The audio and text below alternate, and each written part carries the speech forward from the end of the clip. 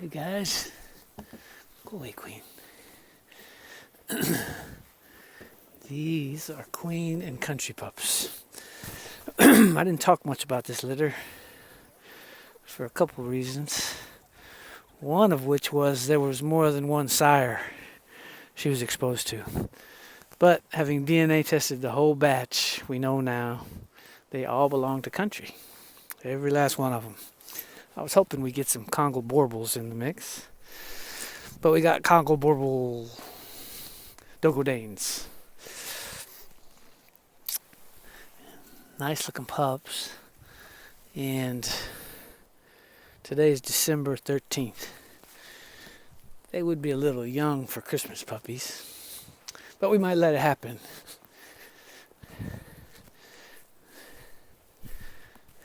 We got 4 brindles and the rest fawns. We got 5 males and 4 females. And they all belong to those two. Country and Queen. A couple of real good movers. Come here, Country. Yeah. Country is, the more I'm knowing him, the more environments I see him in, the more amazed I am by how little dog aggression he has. I just took him on a 3-week trip. Dog parks, trails, city dogs, the whole bit. And I took him because I thought he might work well in that environment, and he sure did. He's a perfect gentleman. I think it's the Dane, but he really doesn't want conflict. He's actually a little more assertive around here. But on the road, he kept me out of trouble, which is nice because when they see him coming, they start reaching for their children and their dogs and stuff. So if you're going to have 150 pounds of rippling muscle that looks like that, it's good if he's not overly aggressive. I guess these guys have reached the age where I need my kids to keep them off my ankles. But we just did a very similar breeding, which is why I was hoping we'd get a little variation. But this is exactly the same mixture as the Country Sweet Thing litter, which did not produce so many fawns. But Queen is a little lighter than Sweet Thing. Sweet Thing's got a lot of black ticking. So we got lots of fawns and 4 brindles and a better ratio of males to females, which I always appreciate.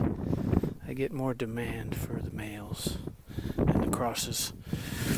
In the purebreds, it's a little more even. I think that's probably because there's a higher percentage of people that are going to breed dogs in the purebred crew.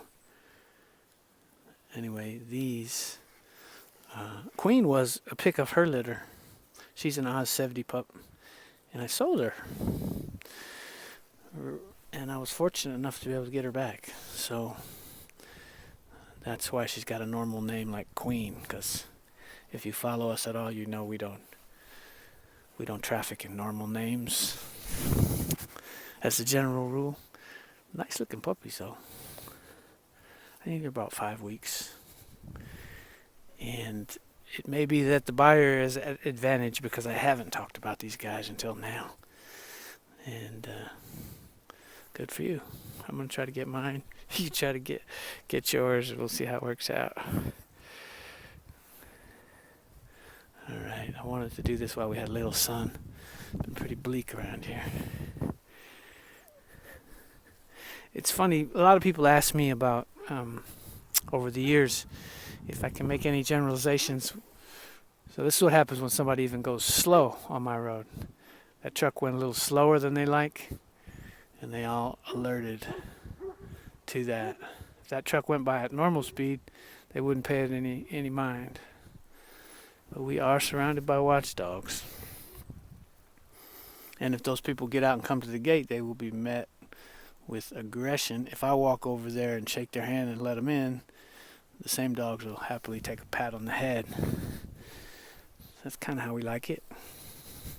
Where was I? Guys, do you remember? I don't remember what I was talking about. Oh well. Oh, temperament and color.